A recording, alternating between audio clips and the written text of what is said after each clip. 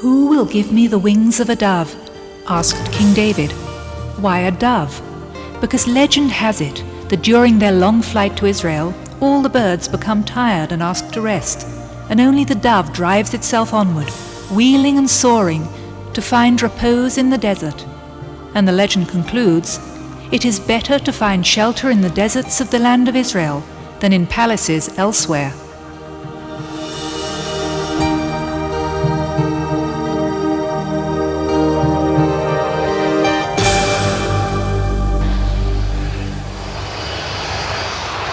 Ladies and gentlemen, we'll be landing at Ben Gurion International Airport in a few minutes.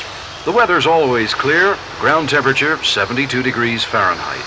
That's 25 in centigrade. I wish you a pleasant stay in Israel.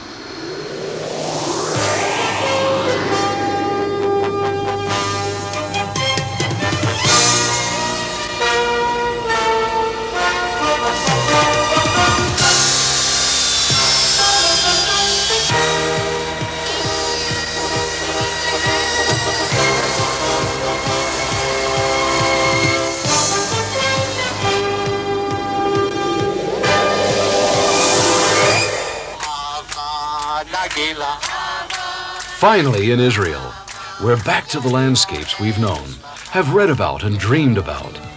Welcome to Israel. Welcome to the land of changing landscapes, of modern vitality and ancient tradition.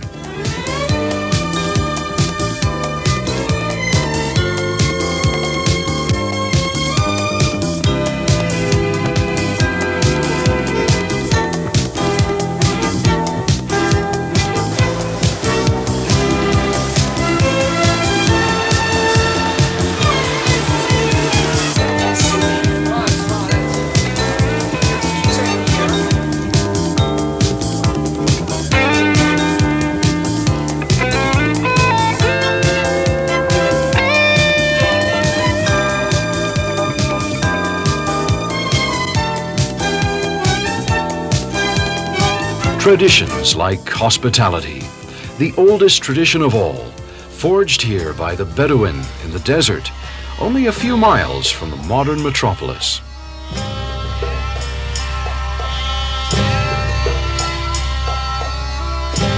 Hospitality is at the heart of the nomadic traditions, the same traditions from which the ancient children of Israel were born. A stranger is a king when the Bedouin is his host, guaranteeing safety, providing food, and a place to sleep.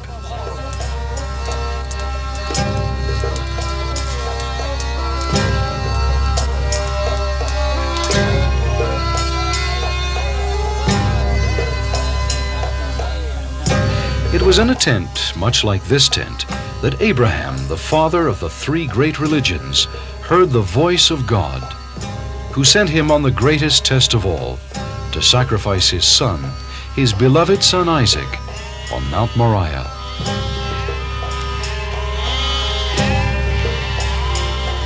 But God stayed Abraham's hand, sending a ram to be sacrificed instead of Isaac. And out of the top of Mount Moriah grew the holy city, Jerusalem.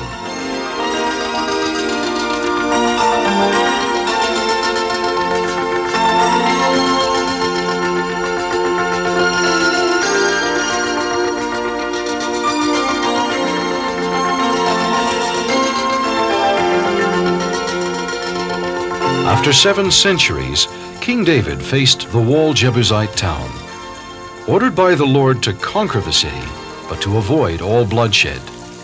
He solved the problem by leading his men through the secret tunnels of Gihon, the water supply of ancient Jerusalem. And he reached what the Bible calls the citadel of Zion, and made it his city, the city of David. In the Jerusalem of our day, the ancient tunnels have been reopened, and you can walk today through the very channel which after David was expanded by King Hezekiah to become the Siloam Tunnel. You can touch the very stones of the ancient citadel of Zion.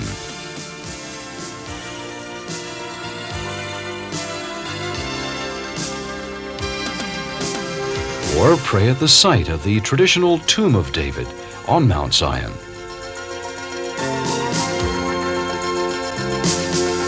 Over the centuries, the town grew into one of the great metropolitan cities of the ancient world, as can be seen in this model at the Holy Land Hotel. Palaces, theaters, and colosseums were built by King Herod to please his Roman patrons.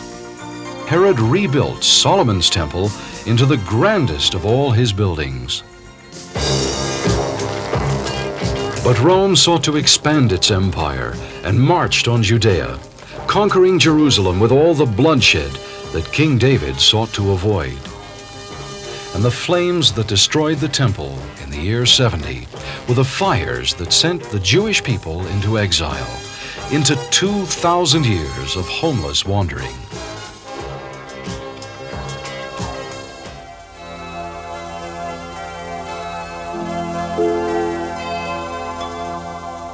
Now, with the archaeological excavations in Jerusalem, you can touch the very stones that were once part of the walls of the temple. You can stand before the closed gates that were once the entry to the shrine.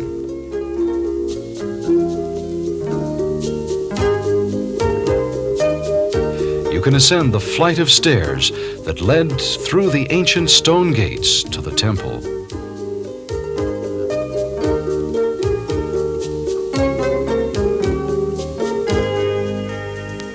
And walk to the Kotel, the western wall, the last remaining vestige of the Second Temple.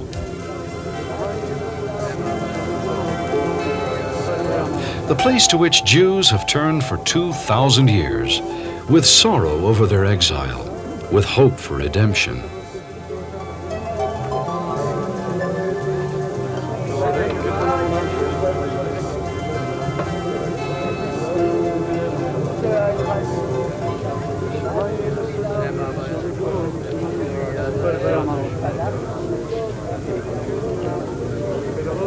Tradition says that a handwritten note with a request to God, stuffed into a crack of the wall, will reach its destination.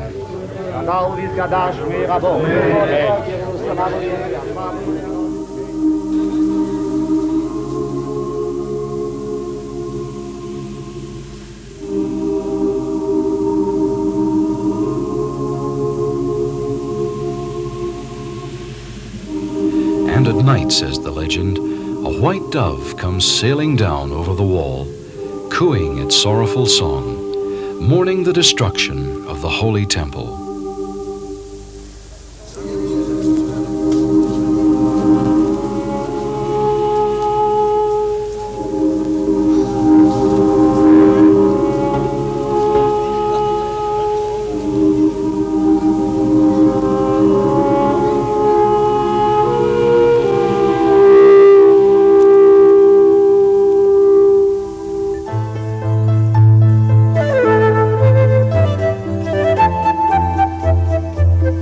What did a town in Judea look like in biblical days?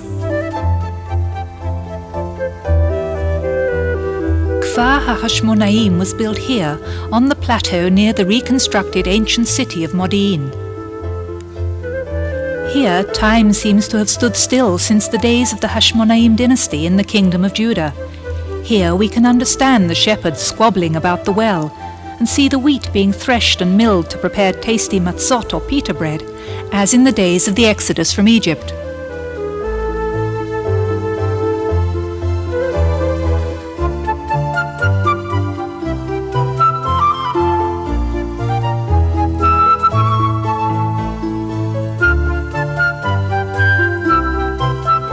Here we can see the blacksmith beating the spears into pruning hooks.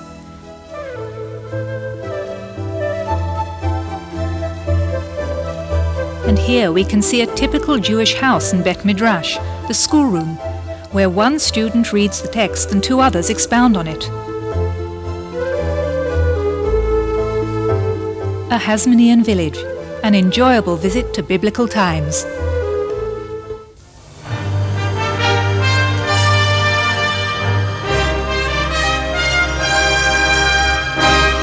Jerusalem is a walled city, the home for believers in three great monotheistic religions. And to enter the soul of the city means entering through one of its gates. Damascus Gate, Suleiman the Great's passage to the north, the gate that leads to the market, where, as happens so often in this land of ancient and new, east meets west, the mysterious and the exotic, colors and smells that could only exist here in the Muslim Bazaar.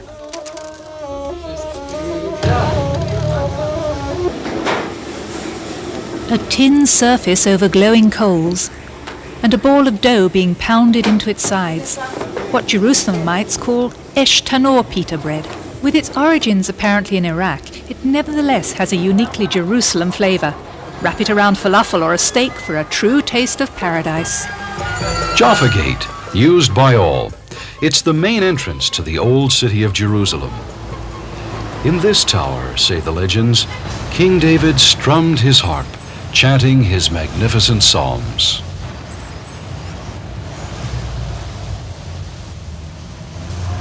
The bullet-scarred gate on Mount Zion leads to the Jewish quarter.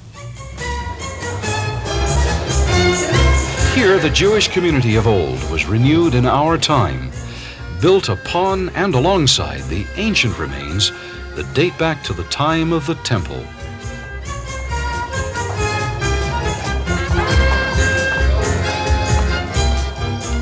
Once the legionnaires marched along this street, the Cardo, the most elegant of Jerusalem's shopping venues in Herod's time.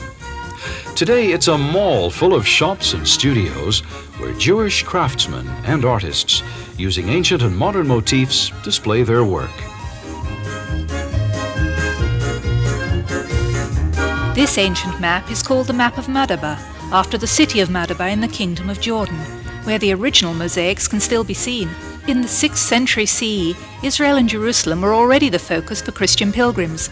These original mosaics show the Jordan River with its fish, Lake Kinneret, the Sea of Galilee, and Jerusalem with a group of churches clustered around the Cardo thoroughfare.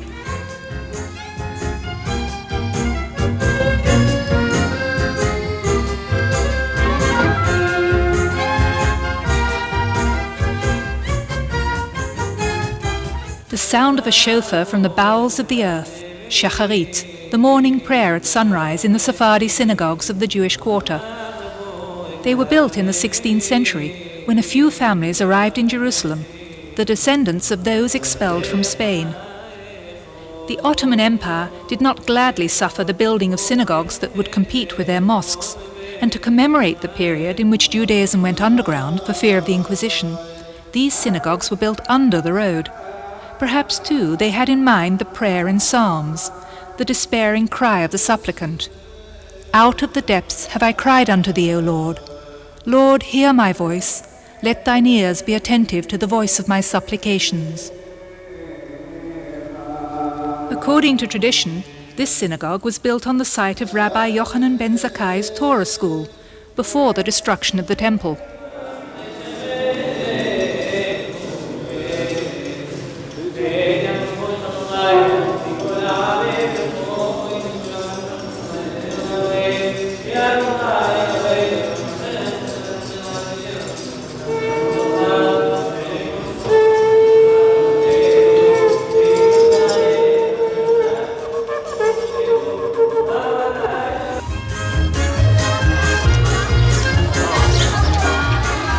All these cobbled streets lead to the heart of the Jewish quarter, the Western Wall.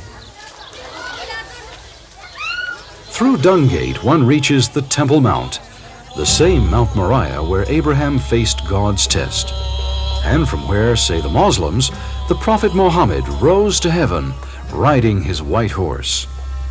Here beneath this golden dome is the very rock, they say, on which Abraham stood, and from which Muhammad rose. And 4 times a day, Muslim believers come to face south toward their holy city of Mecca and to pray. The walls are covered with mosaics, interwoven with verses from the Holy Quran. Allah is eternal. Allah is merciful.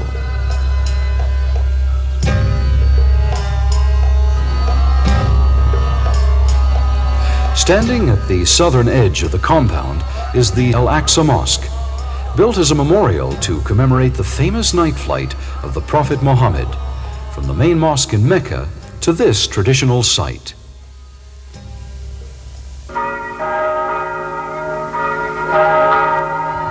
For the Christians, St. Stephen's Gate, also known as the Lion's Gate, is special.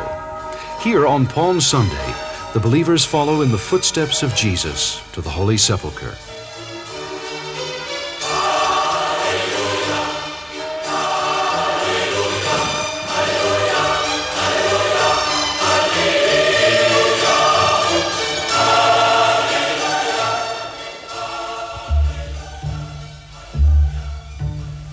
The legend says that God sent an angel with 10 measures of beauty for the world, and 9 of them fell upon Jerusalem. For the Jews, these closed gates of mercy are the place through which the Messiah will come. And when the Messiah comes, the dead will rise from their graves. So opposite this place, on the ancient Mount of Olives, for centuries Jews have made their final resting place.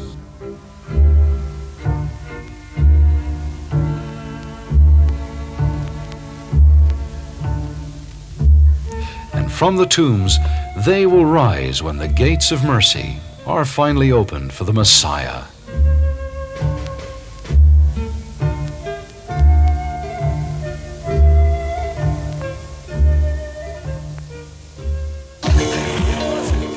Jerusalem, a city of faces and faith, of creativity and belief, of the very old and the very new. Hello.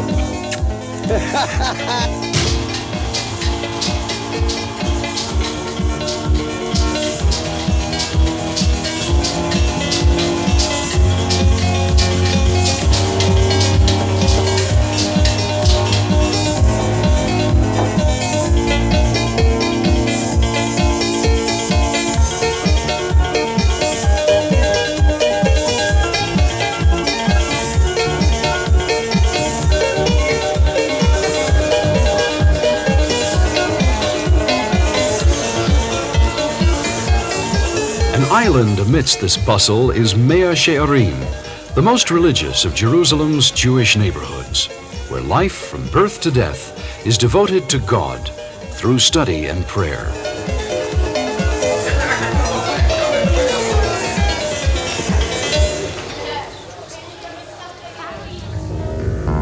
Atop one of the hilltops of Jerusalem is this strange domed building, the Shrine of the Book.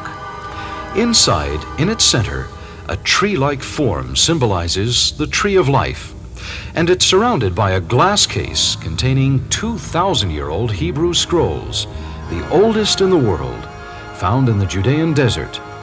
And in its center, a vision, Isaiah's prophecy. In the last days, the mountain of the Lord's temple will be established as chief among the mountains. It will be raised above the hills, and all nations will stream to it.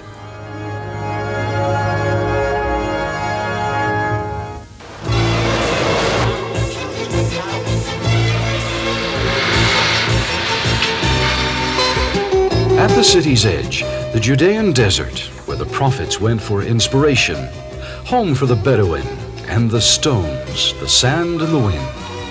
It's a barren landscape that leads to the lowest place on the face of the earth, the Dead Sea.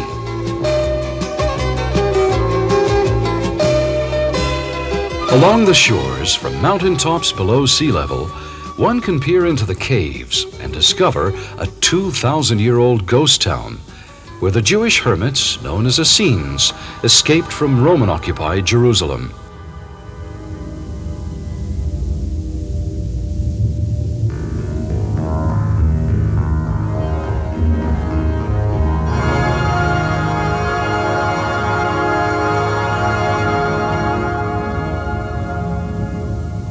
They lived in the desert, and they wrote their scrolls, hiding them in clay jars stashed in the Qumran caves, to be known 2,000 years later as the Dead Sea Scrolls.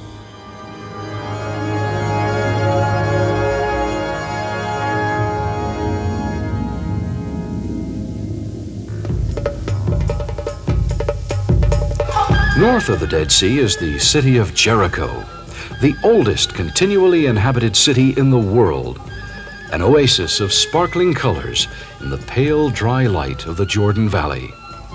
Here in the bowels of this ancient town are the remains of a city 6,000 years old, perhaps the remains of the very walls that Joshua made to tumble down.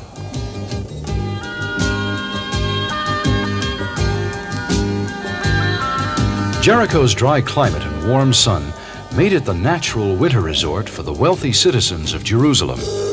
Kings built winter palaces, like this Umayyan palace of the 7th century, where King Hisham brought his court.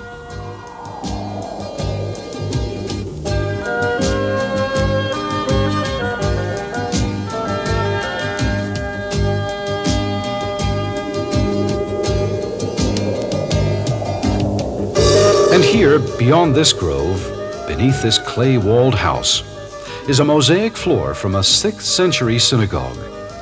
The Hebrew inscription wishes what has long been the desire of all: peace unto Israel.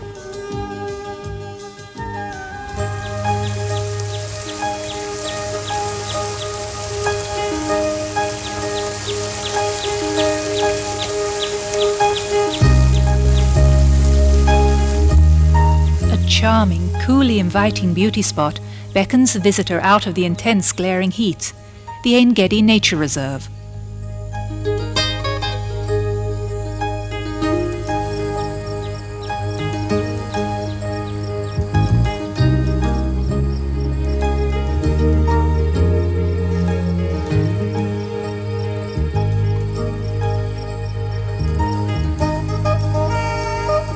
In its center, the stream of David flows through a number of waterfalls. Its name derives from the Bible story in Samuel 1, verse 24, where the young David flees from King Saul's anger. And in one of the caves where the king is sleeping, having followed him, David cuts off a piece of the king's robe, saying, "I will not put forth mine hand against my Lord, for he is the Lord anointed."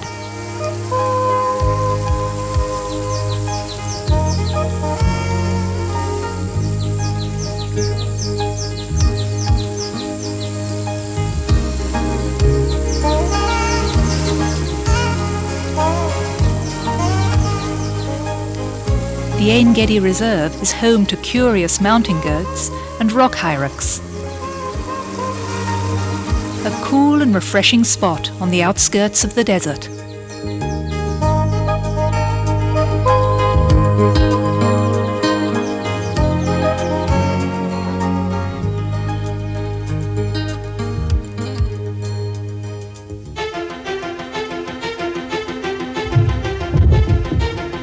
Here, at the lowest place on Earth, are the salt mushrooms of the Dead Sea, about 400 meters below sea level. The Jordan River ends its course here. The heat and dryness cause a lot of the water to evaporate, so that the salt either sinks or grows into these strange mushroom-like formations. These salts have many uses, and the Dead Sea Works processes them for fertilizers, agriculture, and for use as important raw materials in the photographic, pharmaceutical, and armaments industries.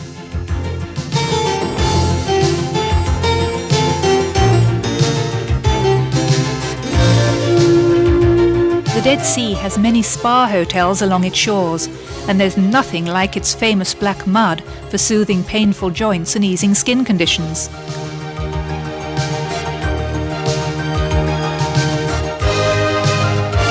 Or just relax in the sea which won't let you sink.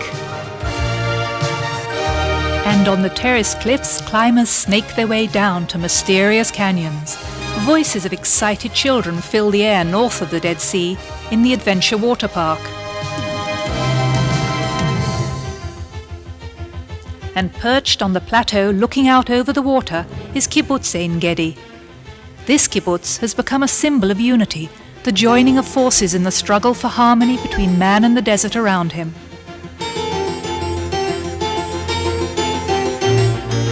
This united society embraces the values of education and the attempt to develop unique agricultural technologies for desert conditions, raising its children to know and befriend nature.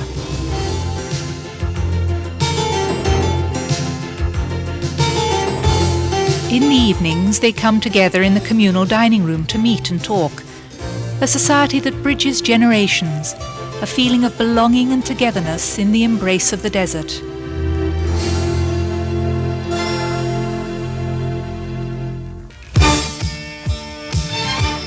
It's more than a rock and more than another tourist site. It's a symbol of perseverance, of faith in adversity, of the independence of the Jewish people. Masada. Here, Herod built a palace that was an impregnable fortress. Here, zealot fighters for Jewish independence made a last stand against the enemy. Here, the Romans built their camps to lay siege. Here, 2,000 years later, one sees the huge stone and sand ramp the Romans built to climb the mountain to invade the fortress where a few hundred Jews were to choose death over slavery. And here in this synagogue, they threw the lots that provided their faith.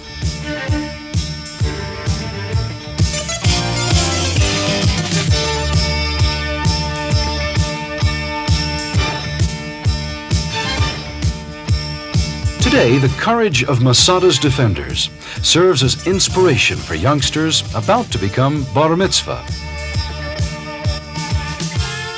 And for people all over the world, it symbolizes courage and a yearning for freedom. Masada shall not fall again.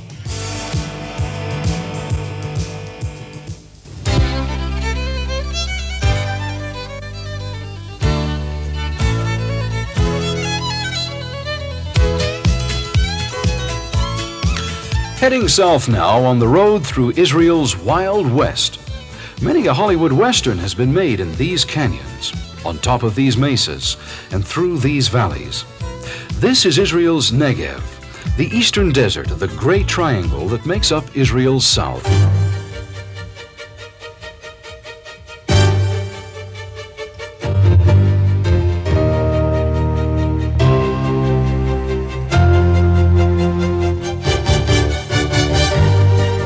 Here lie the vast stretches of Timna Park, where nature has fashioned the rock into breathtakingly beautiful sculptures, and where you can tour by jeep, camel, dune buggy or motorbike.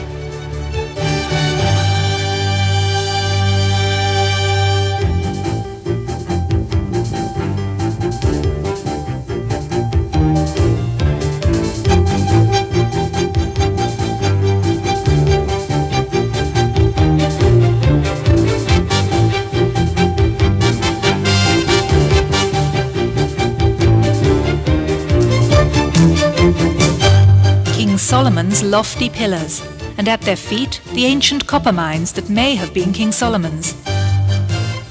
Mines were discovered next to the pillars from the time of the pharaohs, containing fabulous jewels and effigies of the Egyptian goddess Hathor, goddess of the mines, worshipped here at Timna. Timna Park, the colossal gateway to the city of Eilat.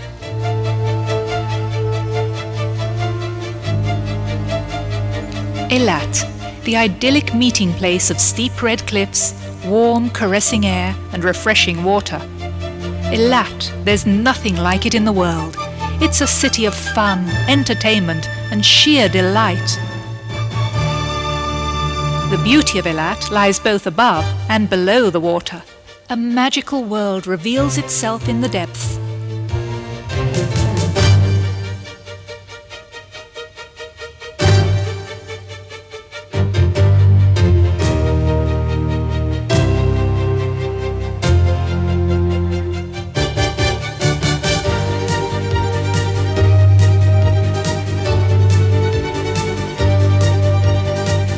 Friendliest mammal in the world below the surface of the sea, the dolphin, friend to the children swimming along with it, and friend to the whole family watching its smiling antics in the magical dolphin reef.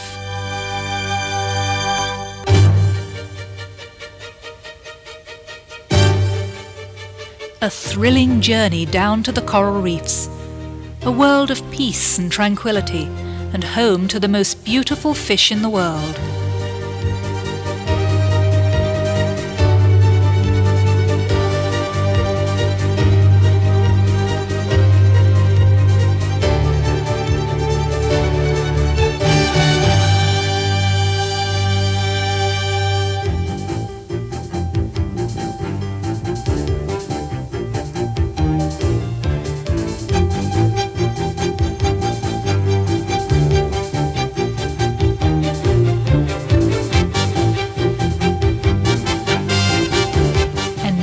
and deeper into the depths, in the underwater observatory from which one can watch life in the Red Sea.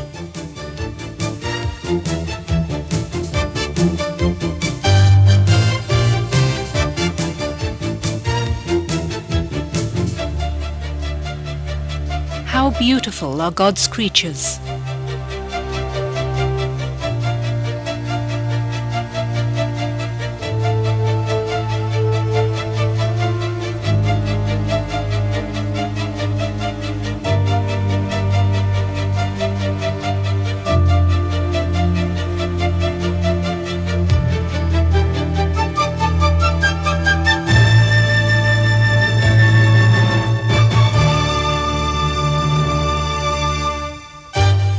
And how beautiful are Eilat's hotels, and what a wide range of entertainment activities for the perfect holiday.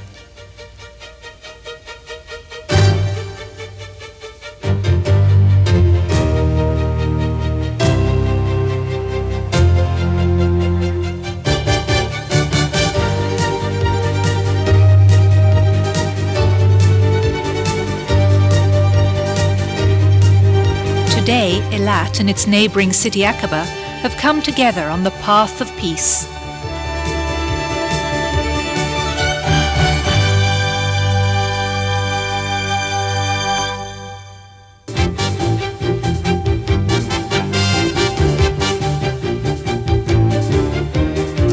Not far north of Eilat, on the way back to the center of the country through the Negev Plains, a remarkable wildlife preserve has been created. Called the Haibar. It's a place where all the animals mentioned in the Bible are being brought to live in the open, in their natural habitat.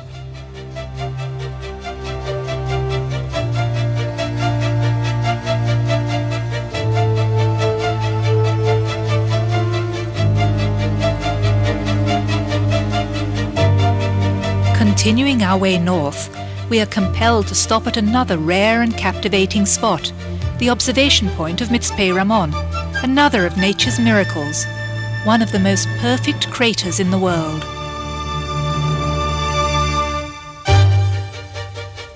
Originally Mount Ramon, over time it gradually became eroded until the mountain gave way to the crater, which has revealed things from the beginning of time itself. Here one can study natural phenomena in utter peace and tranquility, disturbed only occasionally by visitors by day and desert animals by night. Today, the Ramon crater is well marked for jeep tours and hikers, and seminars are held at the observation point to learn its secrets.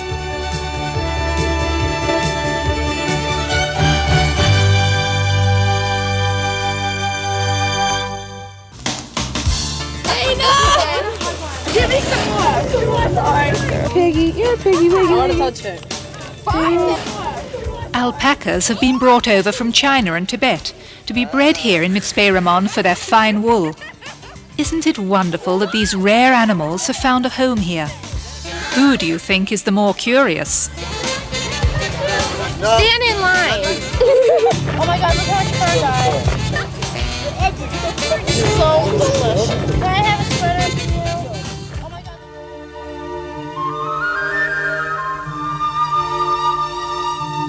The desert has long inspired mankind. Moses, leading the children of Israel out of Egypt, heard God's call in the huge empty spaces of the desert. And in modern times, a new great leader of the Jewish people found his inspiration in the desert as well.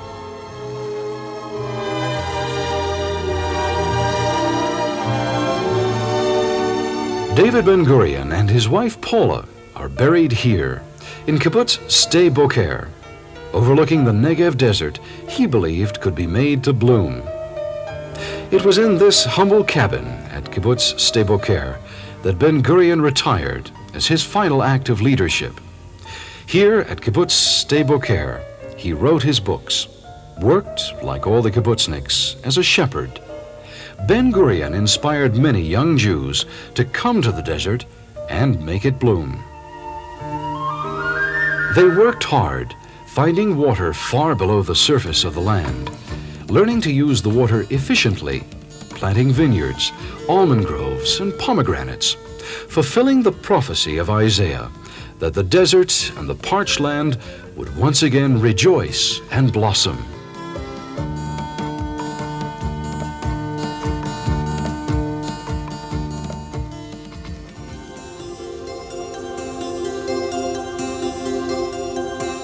The northern Negev is the land of the camel, whose origins lie in the great desert of Saudi Arabia.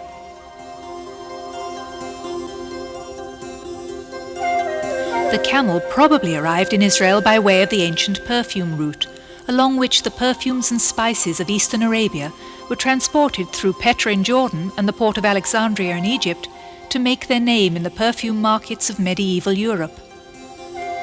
One of the landmarks along the route is the fortress of Avdat, probably named after King Avdat, the beloved king of the Nabateans who ruled in the 1st century BCE.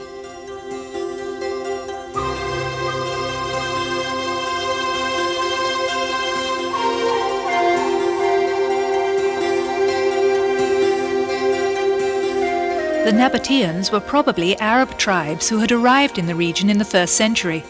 Originally robbers and bandits, they became merchants and farmers, plying their trade across Israel from east to west, carrying perfumes and cinnamon to sweeten the lives of the Europeans. Many remains of Nabatean agriculture have been found in Israel. It was an agriculture skilled in utilizing the little water available in the desert.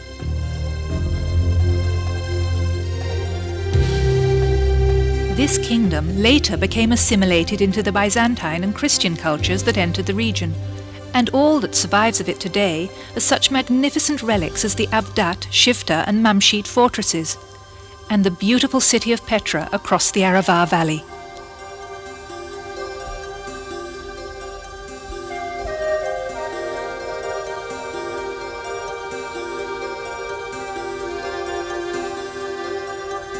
This is the city of Beersheba, named by Abraham to commemorate his pledge for peaceful coexistence with the local people as they stood with their flocks by the well. Today it is the capital of the Negev and home to a university dedicated to researching desert life, where impressive achievements in desert agriculture have been attained, and which offers aid and assistance to many developing countries.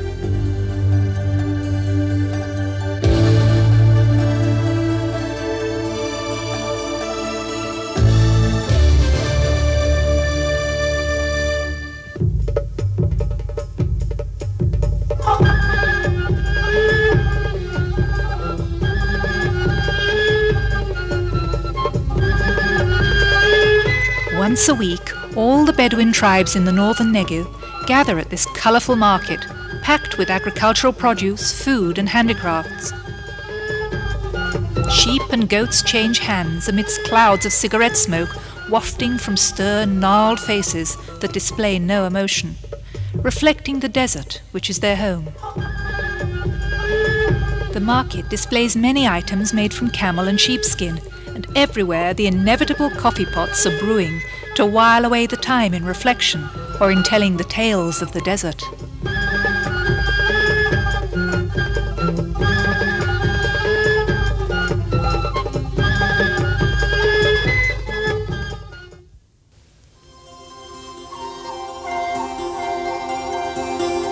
There is one place where time stood still about 1200 years ago, Susia, the ancient Hebrew community south of the city of Hebron.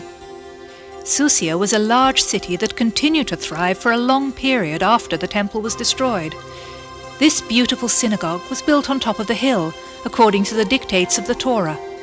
The longing for the temple in Jerusalem is expressed in its mosaics. Here is the Ark of the Covenant with the two seven-branched candelabras or menorah alongside it. About 10,000 people lived in the city, in houses and caves bearing the symbol of the menorah at the entrance. This was probably a public cave. Perhaps it was here that the elected officials of the town gathered for all their meetings. Why was the city abandoned 1,200 years ago? No one knows. The riddle of Susia has never been solved.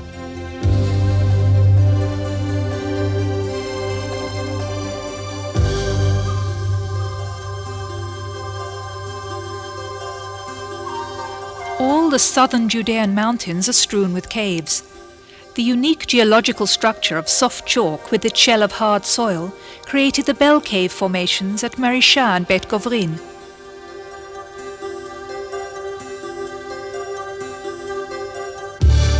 Here the Jewish rebels under Roman rule found refuge, and here grew the juiciest grapes and dates in all of ancient Israel. Beit Govrin, called Albatropolis by the Romans, was granted a special status of freedom for all of its residents. Wall paintings have been found in these caves, as well as inscriptions and remnants of oil presses and ancient dovecotes, columbaria, used to breed the doves for food.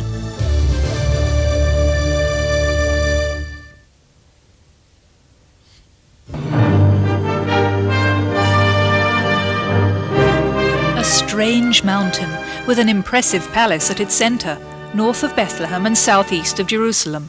This is Herodion, built in the 1st century BCE by the great Herod as his leisure complex next to the capital Jerusalem. He filled it with palaces and built an artificial mountain to surround them.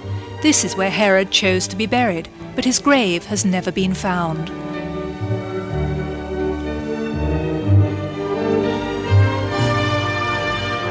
Northwards, through the Judean mountains that Abraham crossed, we reach a valley in a town called Hebron. Behind these mammoth walls, Jews and Muslims pray, for inside is the cave, the tomb of the patriarchs. Here Abraham and his wife Sarah, Isaac and his wife Rebekah, and Jacob and his wife Leah are buried.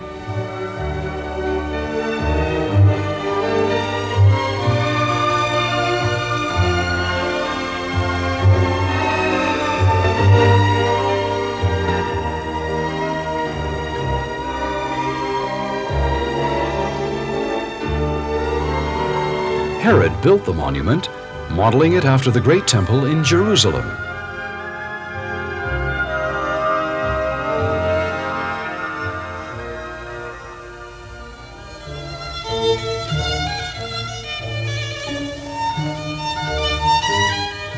Further north, a few minutes south of Jerusalem, is Bethlehem, surrounded by shepherds' fields, where a young boy named David first learned 3,000 years ago how to lead a people.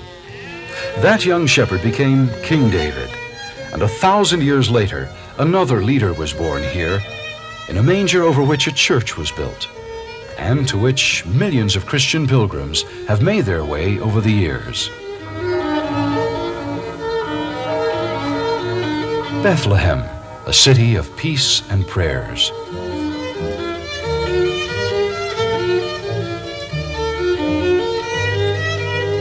Just outside of town, in a small chapel, Jewish women come to pray beside the tomb of Rachel the matriarch, Jacob's wife. They pray for fertility and for the safety of their children. Silent prayers to the mother of the children, Rachel.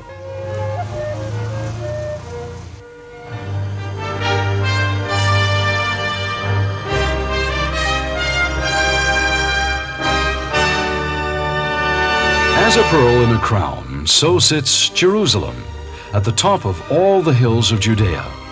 Jerusalem, the eternal capital of Israel. Since the beginning of the century, the city has sprung from the hilltops into a unique landscape of neighborhoods, where Jews from every corner of the world have found in Jerusalem a home.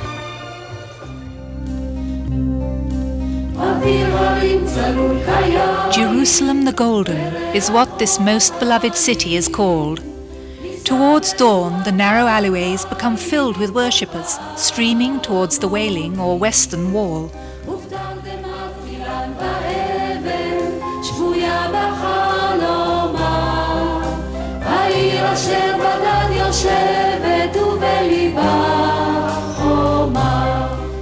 The Hebrew University, stretching towards the Judean desert, is full of students thirsting for knowledge.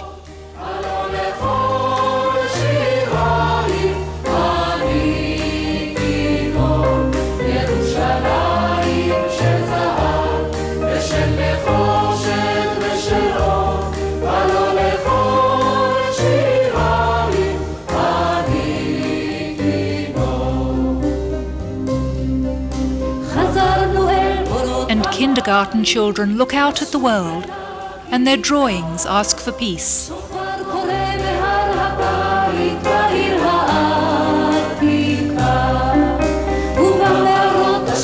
Jerusalem, desert, walls and golden stones, a city embraced by 3 religions and beloved by people all over the world.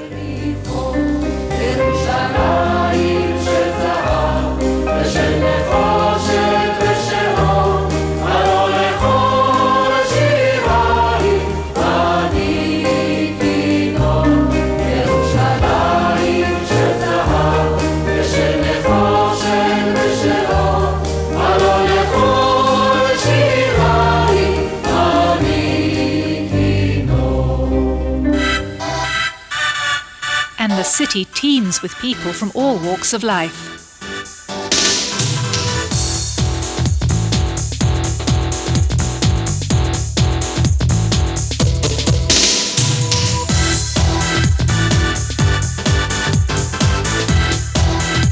The markets offer the handicrafts of different Israeli cultures and their traditions. And this tot is getting his first yarmulke or skull cap.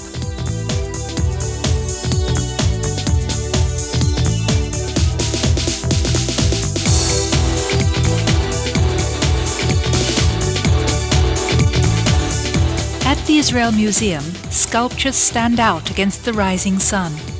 Its showcases hold a wealth of the earth's treasures.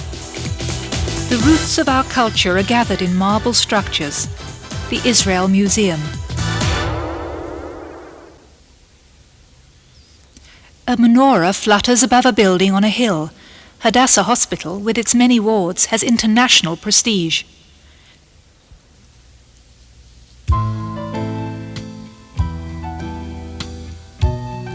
And as a tribute to the saving of life, the artist Marc Chagall designed the windows of this modest synagogue.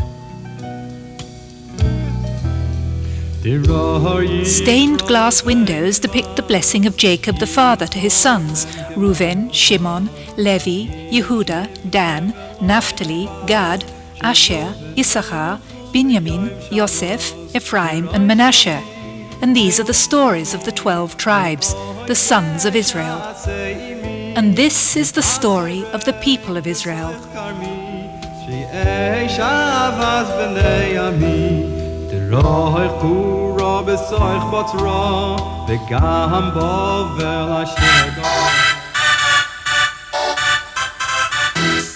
The Liberty Bell Park, a favorite with the kids, and the children's petting zoo, where you can meet and even play with the animals.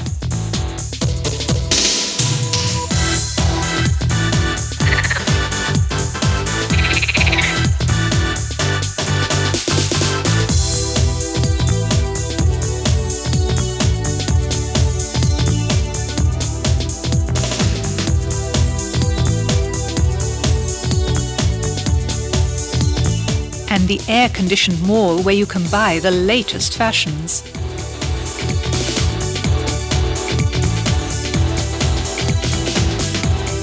Thousands of years spread out before you when you come to Jerusalem.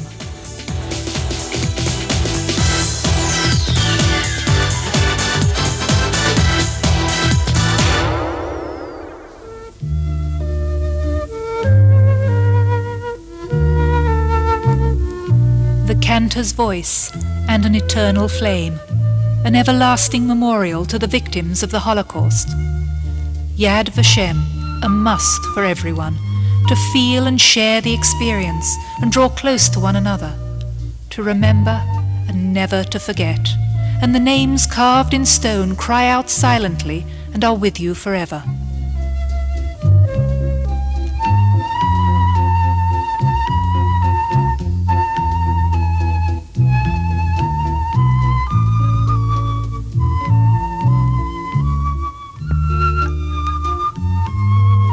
And the menorah that was stolen by foreign invaders 2,000 years ago is finally returned to its true home by a young nation renewing its youth. Opposite the Knesset building, where the elected government of Israel meets, stands another menorah, reminding us of the ray of light that shone forth and led the people of Israel to end their exile and return to their ancient new homeland.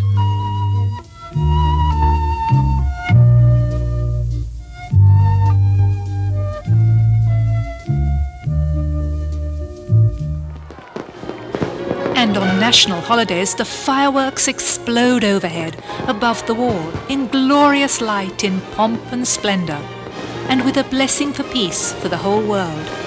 From Jerusalem.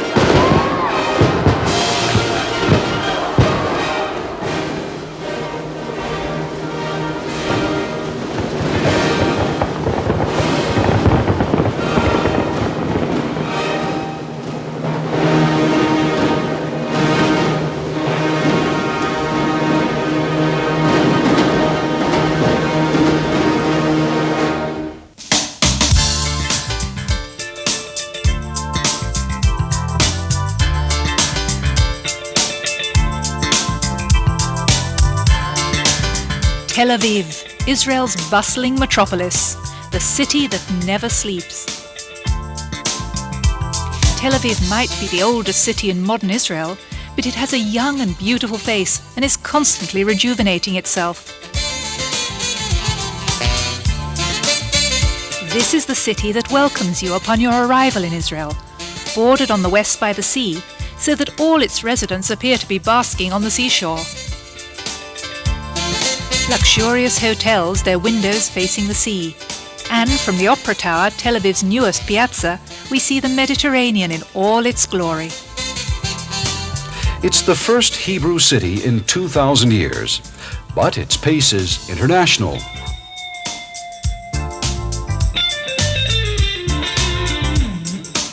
And it's a city in which names from history have meaning, for it was along these streets that history was made. For it's a city in which some of the founders are still alive, able to remember from their youth the people behind the names on the street signs, able to reminisce about the days when Israel's great metropolitan center was only a long, deserted beach. It started on yellow sand dunes. In the summer of 1906, a group of pioneers stood on the beach and wrote on seashells the names of the people and the lots of property they would build upon. That's how the first houses in Tel Aviv began. The newcomers brought their architectural styles, but combined the gables of Europe with the arches of Turkey, the porches of Germany with the domes of Jaffa, the pillars of Italy with the mosaic of Islam. They built a city. It started small, but the streets grew long, away from the sea. And when the time finally came, the dreams of the Jewish people came true. The Jewish state was declared in Tel Aviv on the 15th of May, 1948.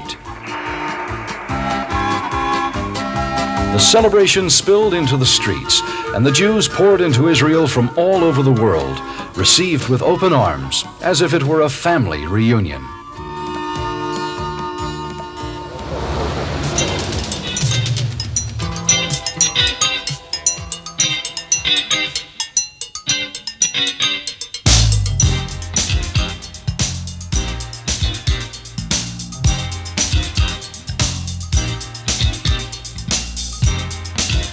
Sea, sport, and the Yarkon River, which was once Tel Aviv's northern border and is now almost in the city centre.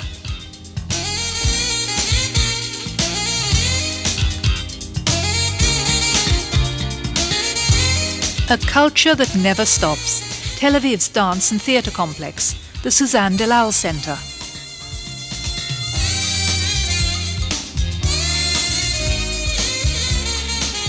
And all around the city flourishes, with the business and commercial centre facing the sea, a centre of communications emanating from this complex of glass and steel. At the Carmel Market, all the fruits and vegetables of the country are on sale, and you can get them wholesale. A few steps from the aroma of the market is the Yemenite quarter, where the pita bread is still made the old-fashioned way. And when a bride gets married, she wears 4,000 years of Jewish culture in her gown, continuing traditions that can be traced directly back to the Bible.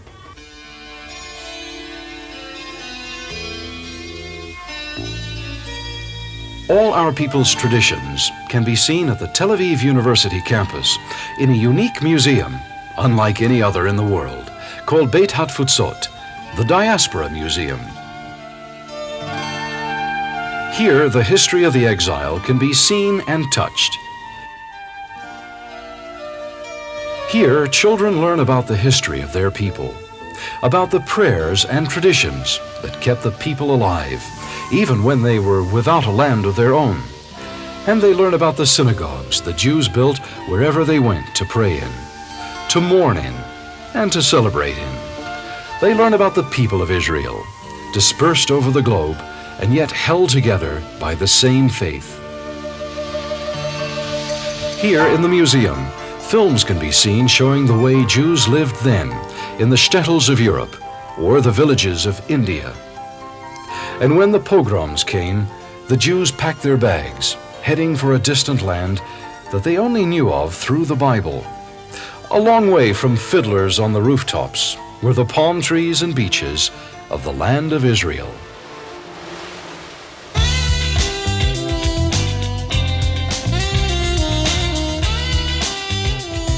As the sun sets, the fishermen set sail on the tranquil evening sea.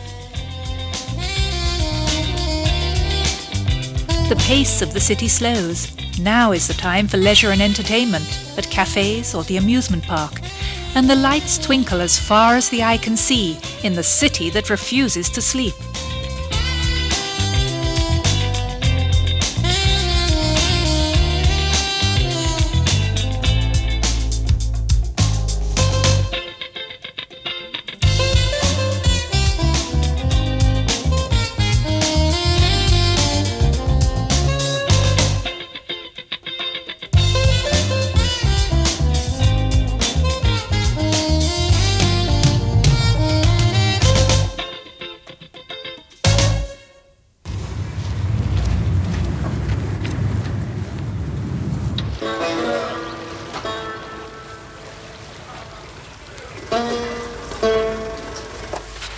The city that gave birth to Tel Aviv, Jaffa, south of Tel Aviv. It is first mentioned in the Bible. The prophet Jonah was swallowed by the whale for refusing to carry out his mission from Jaffa port. Jaffa of today, with its galleries filled with treasures drawn from the sea, collector's items and contemporary art. The stone houses, the smell of the sea and the sun setting among the palm trees make Jaffa the most romantic spot in Israel.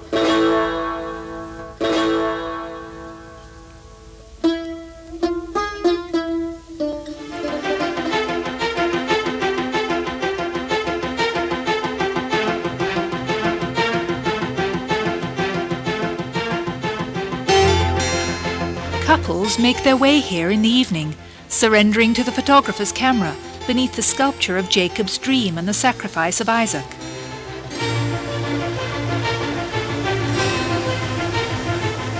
And in the distance we hear voices rising from the Church of St. Peter, commemorating the miracle of the resurrection of Tabitha. Jaffa, with Andromeda's Rock and the finest of fish restaurants. Jaffa, there is nowhere more beautiful at night. We continue northwards from Jaffa along the coastline, amid the scent of citrus groves, to Caesarea. The ancient port and the Roman amphitheatre are but two of the sites that attest to the former glory of Caesarea, gift of King Herod to his Roman benefactors. We can see the stone fortifications and a train-like aqueduct that brought water from far-off springs to the many fountains in the city, where the Romans found luxury and pleasure. Today, the city is surrounded by golf courses, and its lush green lawns highlight the beauty of its antiquities. We continue northwards along the Sharon coastal plain to Haifa. A city kissed by the sea, Haifa is Israel's second largest port. Goods are exported from its quays, and travellers from all over the world arrive here.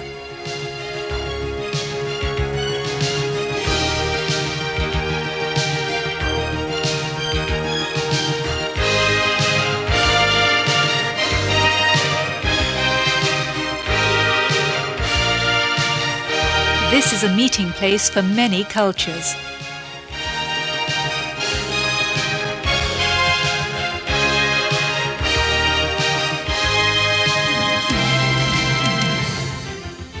With its museums of marine treasures and paintings of Haifa, an annual dance festival, sporting events, and even the unique Haifa-style falafel, Haifa is a city of outdoor entertainment.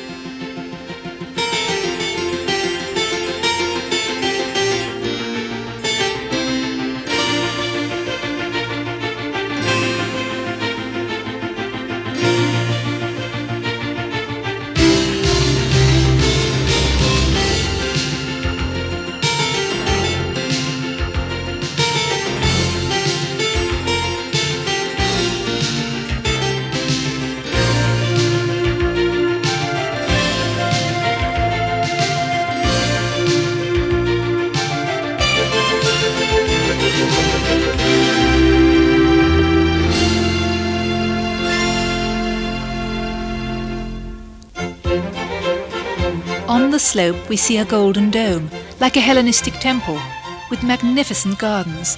This is the world centre of the Baha'i faith, who found refuge in Haifa and adorned its mountain slopes.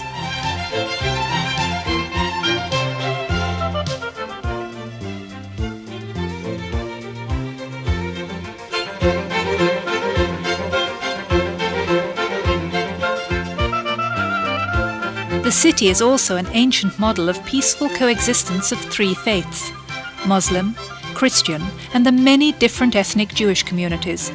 The city is full of sites sacred to all three religions.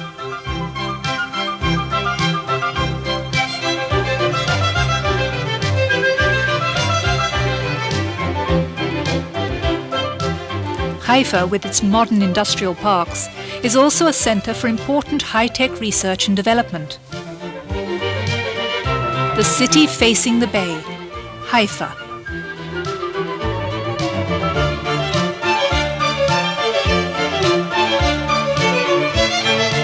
And ever northwards, rounding Haifa Bay, we reach Akko.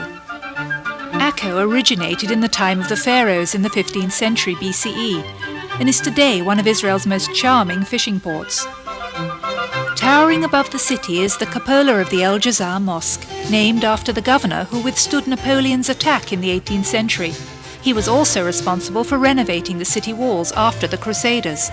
Akko, where you can enjoy a fascinating stroll along 3,500 years of history. Two mountains hug the shoreline in Israel, Mount Carmel and Rosh Hanikra. Rosh Hanikra is one of the gateways into Lebanon.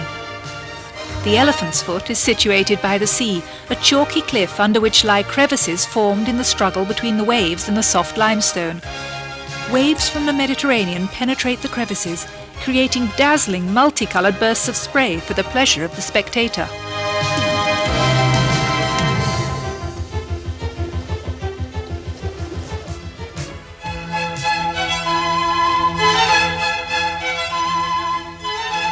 Enveloped by carpets of flowers, Lake Kinneret and magical waterfalls, the Galilee extends over the northern region of Israel and is its greenest area.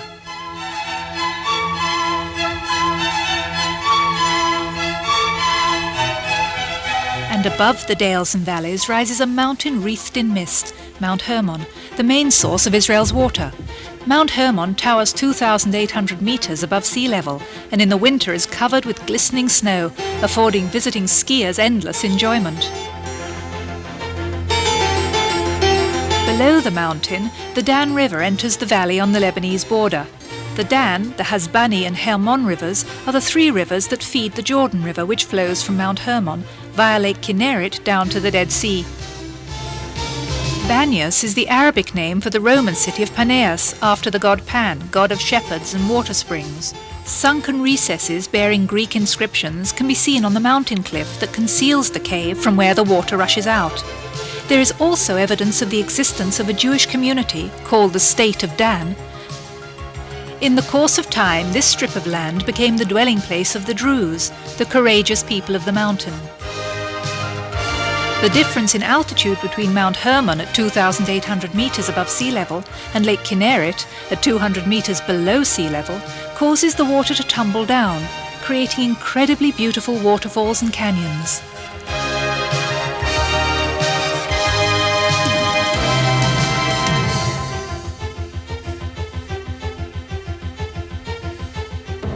A sailboat appears as if by magic, like the Egyptian feluccas, making its way from Tiberias, the capital of the Galilee, to the northern shore of the Kinneret, and the sailors know that they can rely on the wind to guide them. Here on this shore stands the ruins of Jewish communities which continued to exist in the Galilee even after the temple was destroyed. Kfar Nahum, or Capernaum, with its large synagogue and its stone tablets, the Star of David, the temple menorah, and wagon for the Ark of the Covenant. Many of the Kinneret's residents are fishermen, now as then, and many traditions have been built up around the fisherman's way of life.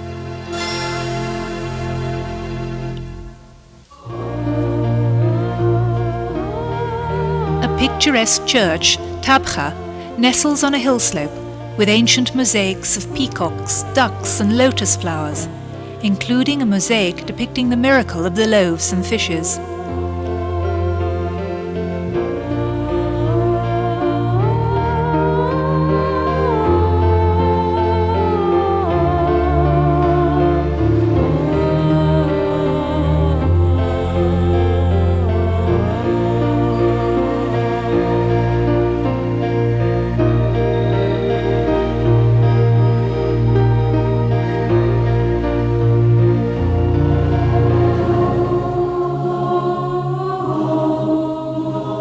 Lake Kinneret teems with tradition, legends, and a yearning for peace and tranquility. As we pray, renew our days as of old.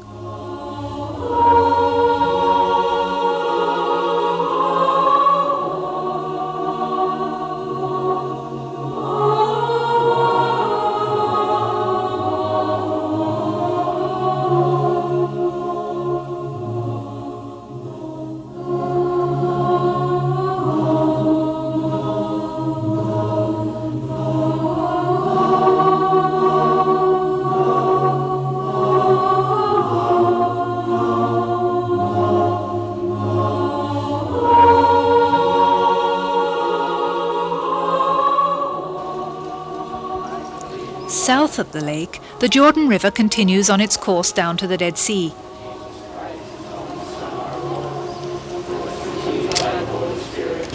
The Christian faithful go down to Yardenit to be baptized in the gentle waves of the River Jordan.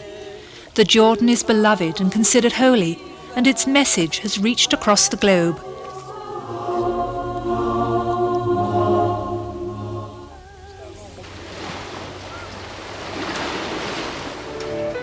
Perched on one of the hills, a wooden house looks down over the Galilee. One can stop here to listen to piano recitals against the backdrop of breathtaking views.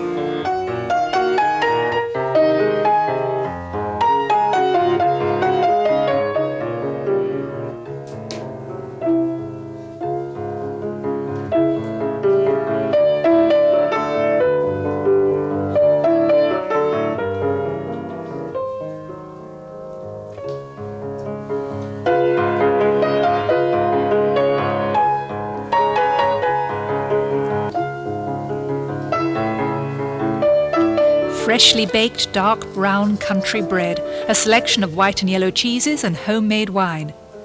And the best of the old songs to warm the heart, Ein Kamonim.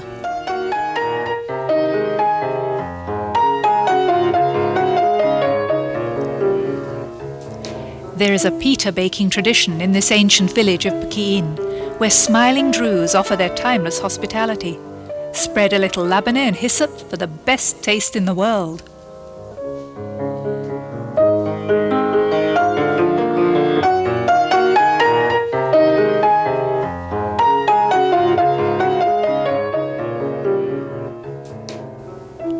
This is the cemetery on the shores of Lake Kinneret, where many visitors come to see the graves of the fathers of Zionism, names like Burl Katzenelson and the poetess Rachel. The character of the Hebrew state was forged according to the vision, poetry and deeds of these great personages. A book of poetry has been placed by the grave of the poetess Rachel, perused by many visitors who read its message of longing for the land of the fathers, yearning for the return to the land and its redemption, to be a shepherdess in the land of Israel. Rachel's cruel destiny was that her illness forced her to leave her beloved Kinneret.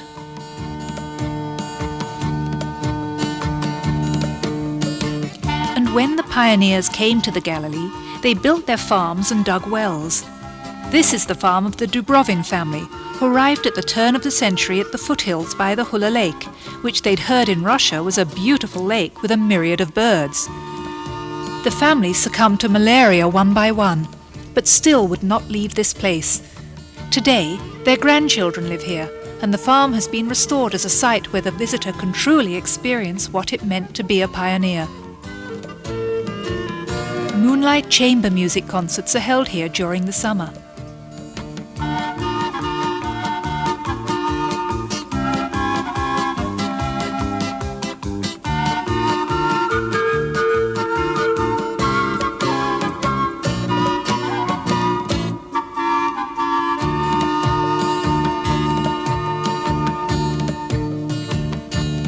The town of Rosh Pina is the mother of the Galilee settlements. It was built by people from Tzfat who rejected charity and wanted to work their own land. Their lives were not easy, and many died in the struggle. But the town held on. And, if you try hard, you can still see the figures of the pioneers. Many of the original houses are still standing. There is yet another kind of pioneer in the Galilee. For many years, this inn, Vered HaGalil, stood alone on the hillside, facing the hostile Syrian border. But its perseverance paid off, and today this is one of the most successful horse ranches in Israel, as well as a restaurant serving delicious country food.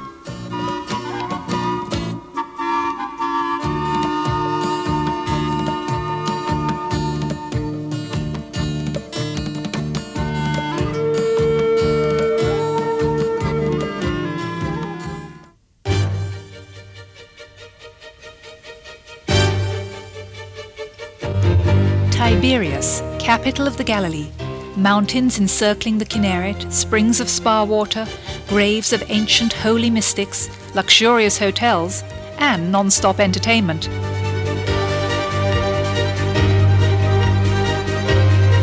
Tiberias began as a fishing village on the shores of the Kinneret and was built in 17 to 22 CE by the son of King Herod as a gift for his benefactor, the Emperor Tiberius.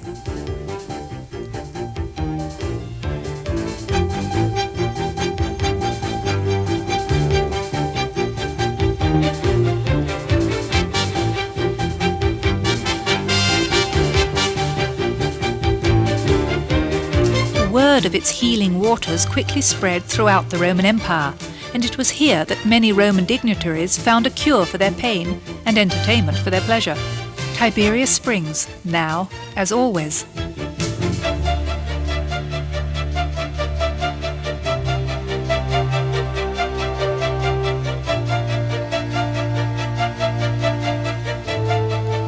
These are the mosaics of the Wheel of the Zodiac, found on the floor of the synagogue, which was probably built at the time of the Sanhedrin in Tiberias in the 4th century BCE.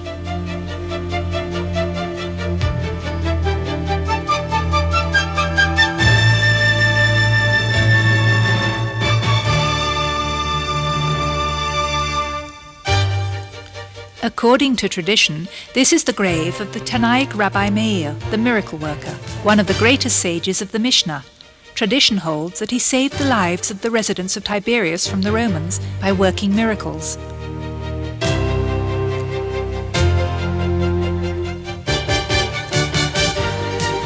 There is no more beautiful spot than Mount Berenike, where King Herod Antipas' fortress was erected to look out over Lake Kinneret and Tiberias, the capital. And there is no better way to get the taste of the Kinneret's waters than by swimming in them or sailing on them. One highlight of the cruise is a special treat for the kids, a water amusement park known as the Luna Gal, full of slides and pools.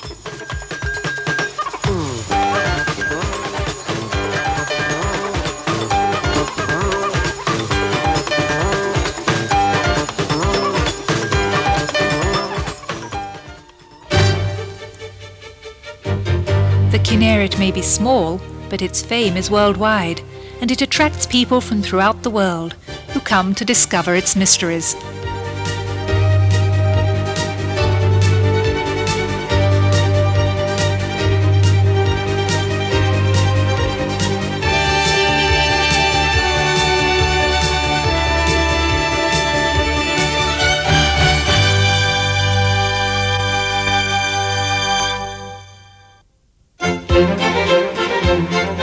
Sheaves of wheat in the Jezreel Valley, the prehistoric valley that bridged the ancient kingdoms of Asia and Africa.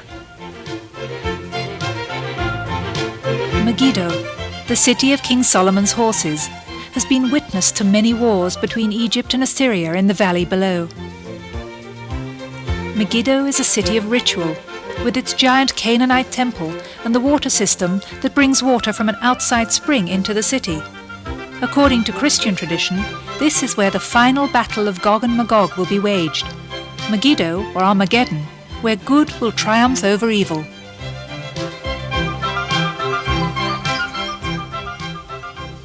Waterfalls and cool ponds ideal for bathing. The Sachne. A reconstructed flour mill has been set up here, powered by the water streams.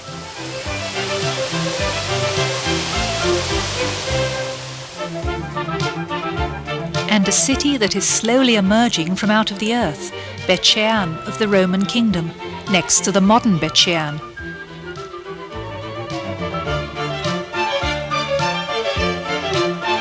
Here is the spacious amphitheatre and rows of columns in stone relief. Bet Shean is one of the great cities of ancient times, with Egyptian, Greek and Roman remains. It's also famous for its magnificent mosaics that are still being found in archaeological excavations from Roman and Byzantine times.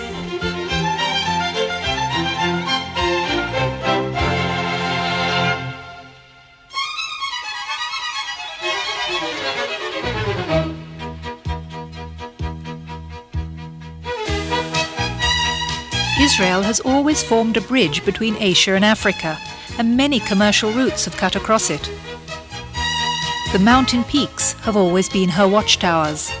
This is the fortress of Nimrod, one of the chain of fortresses that the Crusaders built to protect these roads. The victorious Saladin and his warriors, by conquering the mountaintop fortresses, found their way clear to go on and conquer Jerusalem. This octagonal church stands atop Mount Beatitude, commemorating Jesus' Sermon on the Mount. And this church on Mount Tabor overlooking the Jezreel Valley is the Church of the Transfiguration. On top of another hill in western Galilee lies the city of Tzfat, city of mystery and the Kabbalah, standing out in its pristine whiteness.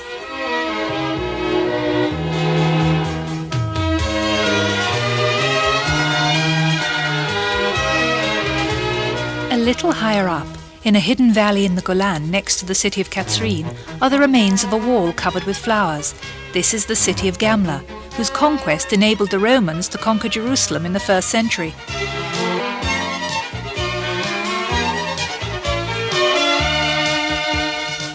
We come now to a city in the valley with a huge church at its centre. This is Nazareth. Nearby, with its large amphitheatre, carriage paths and beautiful mosaic basins, is the town of Tzipori, the site of a Jewish community and the seat of the Sanhedrin in the 4th century.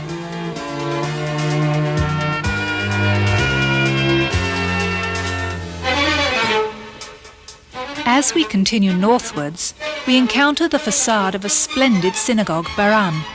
Baram was a Jewish settlement in the days of the Mishnah and Talmud in the 3rd century BCE. We can see the rare beauty of the bas-reliefs depicting scenes from nature.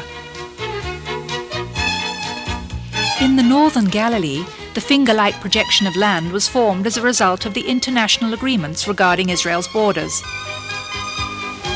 Below gushes the oven waterfall, the Tanur. The name originated from the chimney shape in which the water falls, similar to that of the clay oven the Arabs use.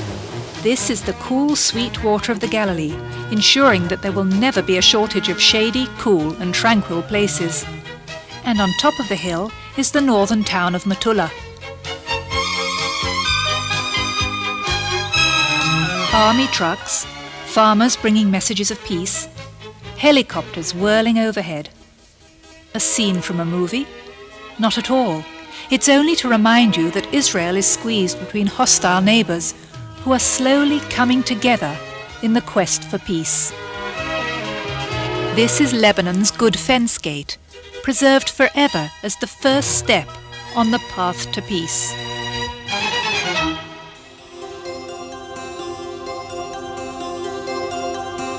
Israel is about 300 miles long and an average of 50 miles wide, making it about 15,000 square miles big, or actually little.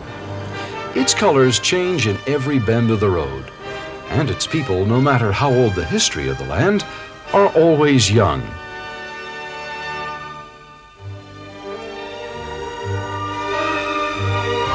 Without much in the way of natural resources, Israelis have had to stretch their imagination to bring out from the difficult land such wonderful fruits as the orange known all over the world. All that we have seen so far is entrusted with much love to the youthful hands of the Israel Defense Force soldiers. They are all our children, youngsters who have only just left home, and already the signs of this heavy responsibility can be seen etched on their young foreheads.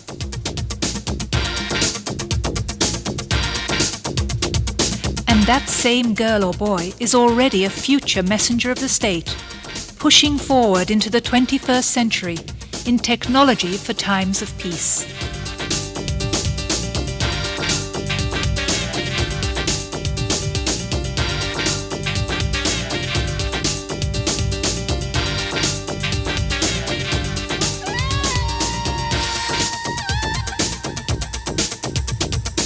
Every year, new settlements are established in Israel, and the quality of life is constantly improving. Friends and acquaintances settle down together. The modern communal settlements offer a high standard of education and a high-quality environment. They instill a love of nature and provide a wealth of communal activities. Such settlements can be found throughout the country.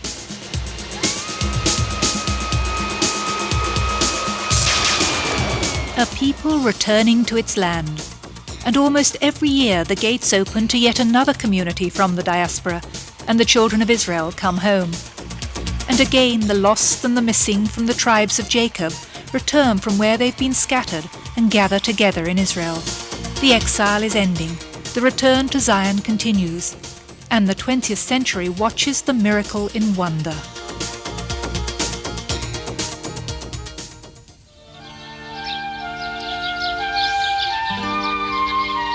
And a man blesses the new day, and wearing his work clothes, he ties the leather straps of the tefillin and prays for peace for him and all Israel. His lips move as he says the prayer silently, and alongside him is the weapon he hopes he'll never have to use.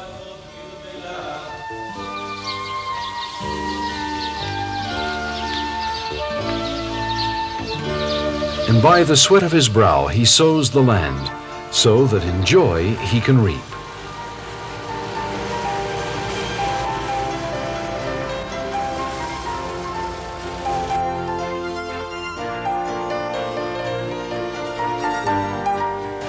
The first fruits he devotes to God. It's an ancient people in an ancient land, yet a new generation has returned to its sources, and the miracle has come alive.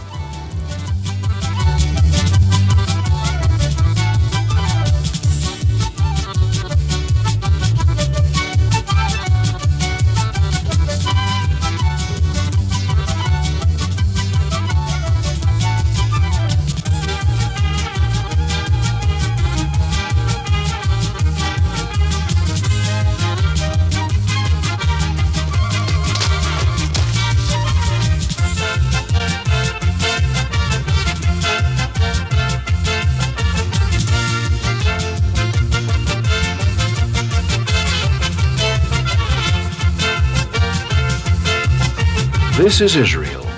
Its people, its landscapes, and its history. A prophecy and a dream that came true. In the Promised Land, a new and modern Jewish state has been established. The only Jewish state in the world. Young faces of the young state in a country whose history is as old as human culture. Young people in a new, vibrant state, and their dream is eternal. Shalom. Peace be unto you.